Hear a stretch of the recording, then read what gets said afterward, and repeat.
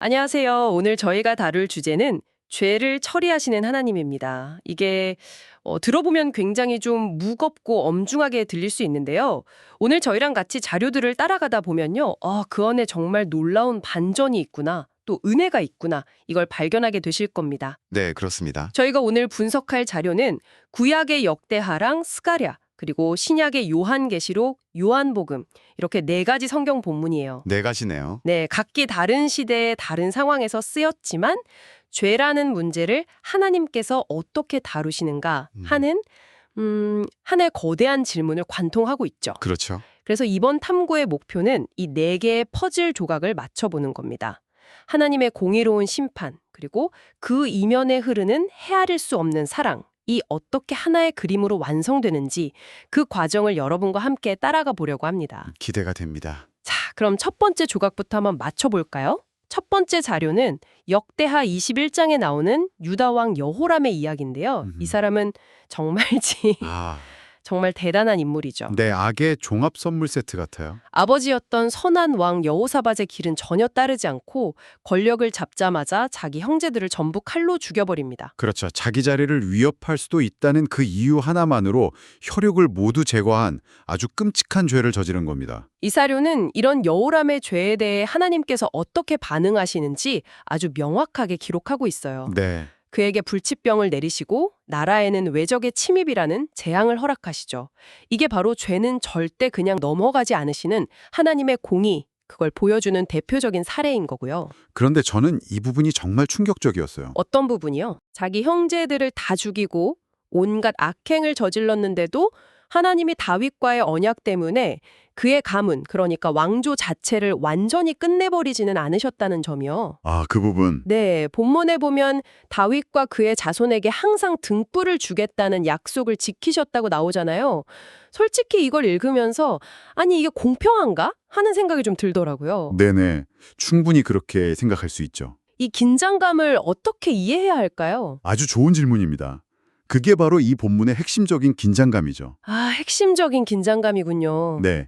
여기서 말하는 다윗의 등불이라는 표현이 바로 언약의 정수거든요. 언약의 정수요. 네. 하나님께서 다윗 왕조가 결코 끊어지지 않고 궁극적으로는 그 가문을 통해 온 인류를 구원할 메시아가 올 것이라고 약속하셨어요. 그러니까 이건 여호람 개인을 봐준다는 차원의 문제가 아닌 거죠. 하나님은 여호람이라는 한 개인의 끔찍한 죄는 반드시 심판하시는 동시에 인류 구원이라는 훨씬 더 큰 그림, 즉 자신의 약속을 포기하지 않으신다는 걸 보여주는 장치인 셈입니다.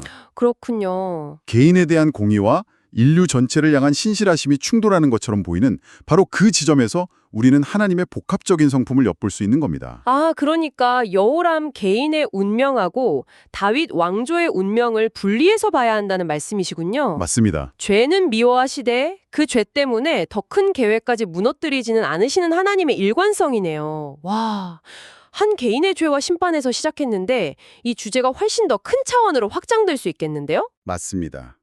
한 왕의 운명이 아니라 인류 전체의 마지막을 다룰 때 이 주제가 어떻게 전개되는지 보여주는 게 바로 저희의 다음 자료, 요한계시록입니다. 요한계시록 9장이죠. 분위기가 완전히 달라지는데요. 그렇죠. 5번째, 6번째 나팔이 불리면서 황충대가 나타나고 유브라데강에 묶여있던 내 천사가 풀려다 사람들을 죽이는 정말 생생하고 무서운 장면들이 펼쳐집니다. 솔직히 처음 읽으면 이게 대체 무슨 의미인지 너무 기괴하고 압도적이라 좀 막막하게 느껴지기도 해요. 그렇죠. 묵시문학의 특징이 바로 그 강렬한 상징성에 있습니다. 여기서 등장하는 황충대는 그냥 우리가 아는 메뚜기떼가 아니에요. 그런가요? 네. 묘사를 보면 사자 이빨을 가졌고 철갑옷을 입었고 그 날갯 소리는 전쟁터의 병거 소리 같다고 하거든요. 와, 상상만 해도 무서운데요. 당시 로마 제국의 압제 아래 있던 1세기 기독교인들에게 이 이미지는 즉각적으로 로마 군단의 파괴적인 기병대를 떠올리게 했을 겁니다. 로마 군단이요? 네. 이건 단순한 자연재해가 아니라 인간이 만든 폭력적인 제국과 그 시스템이 결국 스스로를 파멸로 이끈다는 묵시적인 경고이기도 했죠. 인간이 만든 통역 시스템의 자멸이라 와, 그렇게 들으니까 훨씬 더 의미가 깊게 다가오네요. 그런데 이 모든 끔찍한 재앙보다 저를 더 소름 돋게 했던 구절이 있어요. 어떤 부분이죠? 20절이랑 21절인데 이 재앙에 죽지 않고 남은 사람들은 손으로 행한 일을 회개하지 아니하고 이 부분이요. 아, 아니 이런 지옥 같은 상황을 겪고도 회개를 안 한다는 게 이게 심리적으로 가능한 일인가요? 바로 그 지점이 요한계시록이 던지는 가장 무서운 통찰입니다. 가장 무서운 통찰이요? 네, 우리는 흔히 큰 고통을 겪으면 사람이 변할 거라고 생각하잖아요. 네, 그렇죠. 당연히 그래야 할 것 같은데 그런데 이 복문은 그렇지 않을 수도 있다고, 오히려 더 완고해질 수 있다고 말합니다. 여기서 심판의 목적은 단순한 파괴가 아니거든요. 돌이킬 기회를 주는 강력한 경고등인데 네. 그 경고등을 보고도 엑셀을 더 세게 밟아버리는 모습을 통해 죄의 본질적인 속성을 고발하는 거죠. 아, 죄라는 게 단순히 실수를 저지르는 수준이 아니라 하나님을 향한 완고한 반역의 상태일 수 있다는 걸 보여주는 겁니다. 듣고 보니 정말 그러네요. 재앙 그 자체보다 그 재앙에 대한 인간의 반응이 더 절망적이군요. 자, 지금까지 한 왕의 개인적인 죄에서 시작해서 인류 전체의 우주적인 반역까지 살펴봤습니다. 스케일이 정말 큰데요. 그렇죠. 그런데 저희 다음 자료인 스가랴 5장은 이 심판의 카메라를 다시 우리 일상으로 아주 미시적인 영역으로 돌리는 것 같아요. 네, 아주 독특한 환상이 등장하죠. 날아가는 두루마리 환상입니다. 날아가는 두루마리요? 네, 길이가 20규빗, 너비가 10규빗이라고 하니까 대략 길이 9m, 폭 4.5m 정도 되는 거대한 두루마리가 하늘을 날아다니는 이미지예요. 9m짜리 두루마리가요? 와, 굉장히 기이한 이미지인데 당시 사람들은 이걸 어떻게 받아들였을까요? 아마 처음에는 그냥 무섭고 이상한 저주로만 생각했을 겁니다. 그런데 천사가 그 의미를 설명해 주죠. 그 두루마리는 온 땅 위에 내리는 저주라고요. 온 땅 위에 내리는 저주. 여기서 정말 흥미로운 점은 그 저주가 아주 구체적인 두 가지 죄를 지목한다는 겁니다. 어떤 죄죠? 바로 도둑질하는 자와 거짓 맹세하는 자예요. 바로 그 지점이에요. 왜 하필 도둑질과 거짓 맹세였을까요? 네, 아니 뭐 여호람처럼 형제를 죽이는 죄나 요한계시록에 나오는 우상숭배 같은 더 크고 심각해 보이는 죄도 많았을 텐데요. 정말 예리한 질문이십니다. 그게 바로 스가랴서가 우리에게 주는 중요한 교훈인데요. 아, 그런가요? 우리가 보기엔 도둑질이나 거짓말이 살인보다는 작은 죄처럼 보일 수 있죠. 네, 그렇죠. 하지만 하나님 보시기에는 이 두 가지 죄가 공동체를 뿌리부터 썩게 만드는 가장 근원적인 악이었던 겁니다. 공동체를 썩게 만든다고요? 네, 한번 생각해 보세요. 이웃의 재산을 훔치고 법정이나 시장에서 거짓으로 맹세하는 사회가 어떻게 유지될 수 있을까요? 아, 신뢰가 깨지겠네요. 신뢰가 완전히 무너져 버리죠. 약속과 소유권이라는 사회의 가장 기본적인 기둥이 흔들리는 겁니다. 결국 이 환상은 작은 죄는 없다는 걸 보여주는 거예요. 와, 작은 죄는 없다. 네. 공동체의 신뢰를 파괴하는 모든 행위가 하나님의 공의로운 심판의 대상이 된다는 서늘한 경고죠. 정말 허를 찌르는 말이네요. 남들이 모를 거라고 생각하는 사소한 부정직함, 뭐 이 정도는 괜찮겠지 하는 생각들이 결국 공동체 전체를 무너뜨리는 시작점이 될 수 있다는 거군요. 바로 그겁니다. 이렇게 보니 역대하의 개인적 심판, 요한계시록의 우주적 심판, 스가랴의 일상적 심판까지 정말 피할 곳이 없어 보입니다. 이쯤 되니까 좀 암울해지는데요. 그쵸. 대체 이 문제에 대한 해답은 있는 걸까요? 그래서 저희의 마지막 자료가 필요한 겁니다. 아, 드디어. 지금까지의 무겁고 어두운 분위기를 완전히 뒤집는 요한복음 8장의 이야기입니다. 가늠하다 현장에서 잡힌 여인의 이야기죠. 네, 율법에 정통한 서기관들과 바리새인들이 이 여인을 예수님 앞으로 끌고 옵니다. 군중은 흥분해 있고 손에는 돌멩이를 쥐고 있었을지도 몰라요. 팽팽한 긴장감이 흐르는 장면이죠. 네, 이건 단순히 여인을 심판하려는 게 아니라 예수님을 함정에 빠뜨리려는 아주 교활한 계략이었죠. 맞습니다. 용서하라고 하면 율법을 어기는 게 되고 돌로 치라고 하면 그가 가르쳐온 사랑과 배치되니까요. 네, 진토양낭이죠. 그쵸. 그런데 예수님의 반응은 정말 의외입니다. 그들의 비난과 고발에 응대하지 않으시고 그냥 몸을 굽혀서 손가락으로 땅에 무언가를 쓰세요. 그 침묵이. 네, 이 침묵과 행동이 그들의 폭력적인 흥분을 가라앉히죠. 그리고는 그 유명한 말씀을 하십니다. 너희 중에 죄 없는 자가 먼저 돌로 치라. 이 한마디가 상황을 완전히 역전시키죠. 그렇죠. 심판의 칼날을 여인이 아니라 군중 자신에게로 돌려버린 거니까요. 그런데 여기서 이야기가 끝나지 않잖아요. 사람들이 다 떠나고 여자와 단둘이 남았을 때 예수님은 죄의 문제에 대한 궁극적인 진단을 내리시죠. 그렇습니다. 예수님은 이렇게 말씀하세요. 죄를 범하는 자마다 죄의 종이라. 죄의 종이라. 죄가 단순히 잘못된 행위의 목록이 아니라 우리를 올가매고 자유를 빼앗는 상태, 즉 종노릇이라는 본질을 꿰뚫어 보신 겁니다. 그리고 그에 대한 유일한 해법을 제시하시죠. 아들이 너희를 자유롭게 하면 너희가 참으로 자유로우리라. 자유라는 단어가 드디어 등장하네요. 네, 드디어. 역대하의 심판, 요한계시록의 재앙, 스가랴의 저주와는 완전히 다른 차원의 단어예요. 바로 그겁니다. 이 장면은 앞선 세 본문이 제기한 죄의 문제에 대한 하나님의 최종적인 해결책을 보여줍니다. 최종적인 해결책이요. 네. 역대하, 요한계시록, 스가랴가 보여준 심판의 필연성은 사라지지 않아요. 죄에는 반드시 대가가 따르죠.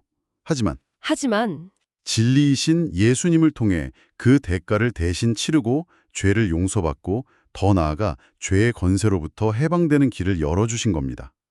예수님은 그 여인에게 나도 너를 정죄하지 아니하노니 가서 다시는 죄를 범하지 말라고 말씀하시잖아요. 네. 이것은 죄를 그냥 덮어주는 게 아니에요. 용서를 통해 죄의 사슬을 끊어주고 새로운 삶을 살 수 있는 진정한 자유를 선물하는 것. 이것이 바로 하나님께서 죄를 처리하시는 가장 완전하고 은혜로운 방법이라고 이 자료는 말하고 있는 겁니다. 자, 오늘 저희가 살펴본 4개의 자료를 하나의 큰 그림으로 맞춰보면 어떤 모습이 될까요?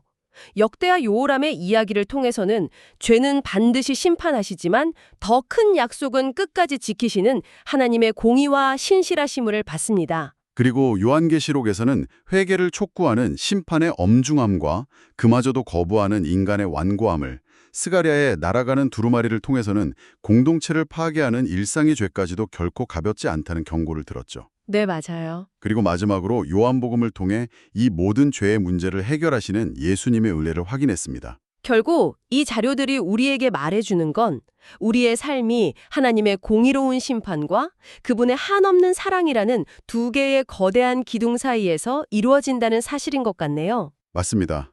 어느 한쪽만 붙들어서는 온전한 그림을 볼 수 없는 거죠. 균형이 중요하군요. 네. 심판에 대한 두려움만 있다면 신앙은 율법주의나 공포에 사로잡힐 것이고, 사랑과 용서만 강조한다면 죄를 가볍게 여기는 방종에 빠지기 쉬우니까요. 이 둘 사이의 건강한 긴장감 속에서 살아가는 것이 핵심이라고 할 수 있겠습니다. 그렇군요. 심판을 기억하며 죄의 무게를 진지하게 인식하되 그것이 우리를 절망에 가두는 것이 아니라 우리를 자유케 하시는 은혜로 나아가게 하는 동력이 되어야 한다는 아주 균형 잡힌 시각이네요. 네, 그렇습니다. 그렇다면 마지막으로 이런 질문을 여러분께 한번 던져보면서 마무리할까 합니다. 만약 내 삶에서 하나님의 사랑이라는 한쪽 측면만 너무 강조한 나머지 그분의 공의와 죄의 심각성을 간과하고 있다면 어떤 모습일까요?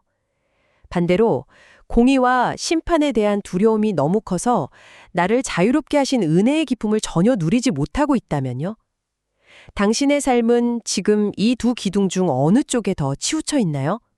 그리고 그 균형을 잡기 위해 당신의 삶에서 무엇을 조정해야 할지 한번 깊이 생각해 보시는 건 어떨까요?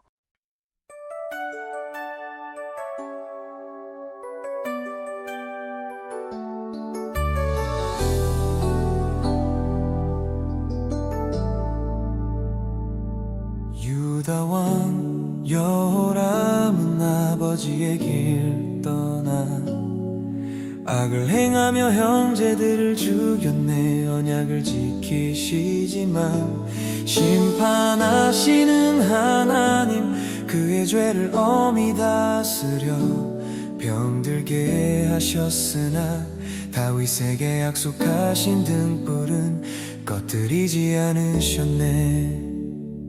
죄를 처리하시는 하나님의 공의와 사랑, 회개치 않는 자에겐 최후의 심판이 임하네. 온 땅에 내리는 저주를 두려워하며 진리로 자유케 하시는 예수께로 나아가리.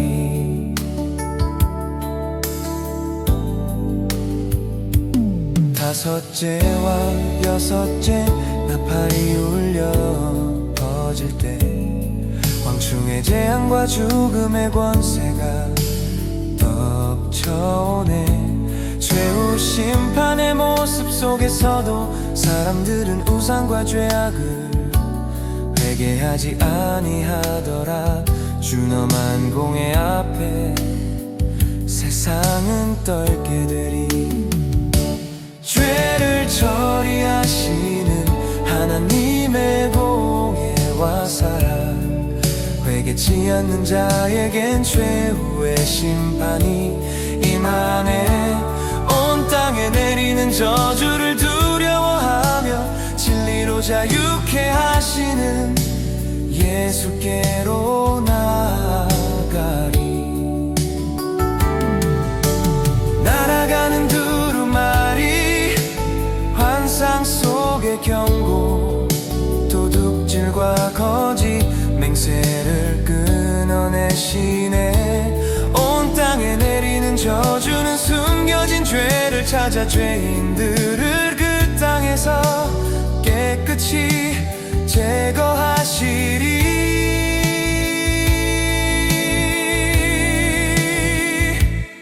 죄를 범하는 자마다 죄종이라 하셨으나 진리를 알지니 진리가 너희를 자유롭게 하리라. 가늠한 여인을 용서하시고 새길 주신 주님 아들이 너희를 자유케 하면 참으로 자유로우리.